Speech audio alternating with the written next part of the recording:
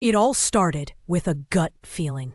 Mark, a colleague at my office, had always been a bit of a mystery. He was charming, efficient, and everyone seemed to like him.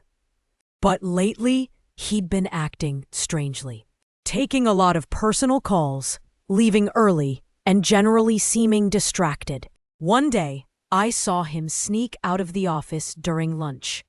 He mumbled something about a dentist appointment, but his nervousness was obvious. Curiosity got the better of me. I decided to follow him. I know it sounds crazy, but something just didn't feel right. He got into his car and drove to a part of town I didn't recognize.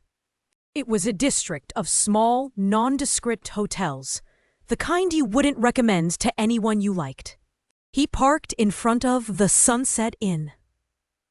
My heart started pounding. What was Mark doing here? I waded across the street, trying to look inconspicuous. He went inside, and I debated what to do. Should I confront him? Call someone? After a few minutes, I decided to go in. I walked into the lobby and saw Mark talking to a woman at the front desk. Their conversation was hushed, and I couldn't hear what they were saying. He got a key. She smiled nervously, and he headed towards the stairs.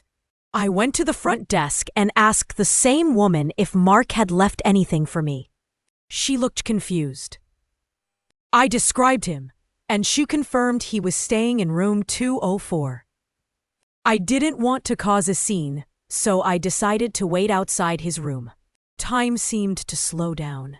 After what felt like an eternity, I heard a door open. It wasn't Mark's. A man came out of a room down the hall and gave me a suspicious look. I pretended to be lost, mumbled an apology, and walked away. I went back downstairs and waited in the lobby. Eventually, Mark came down, alone. He looked even more anxious than before. He quickly walked out of the hotel and drove away. I followed him back to the office, my mind racing. Later that day, I confronted Mark. He initially denied everything, but eventually confessed that he was helping his sister, who was going through a difficult situation and needed a place to stay temporarily. He didn't want anyone to know because she was embarrassed. I felt terrible for doubting him and apologized for following him. He understood my concern and said he probably would have done the same thing in my place. We laughed it off, but the mystery wasn't completely solved. Why was his sister in that particular hotel? And why was he so secretive about it? These questions remained unanswered. There was more to the story than he was willing to share. If you enjoyed this story and want to hear more true stories, don't forget to like, share, and subscribe.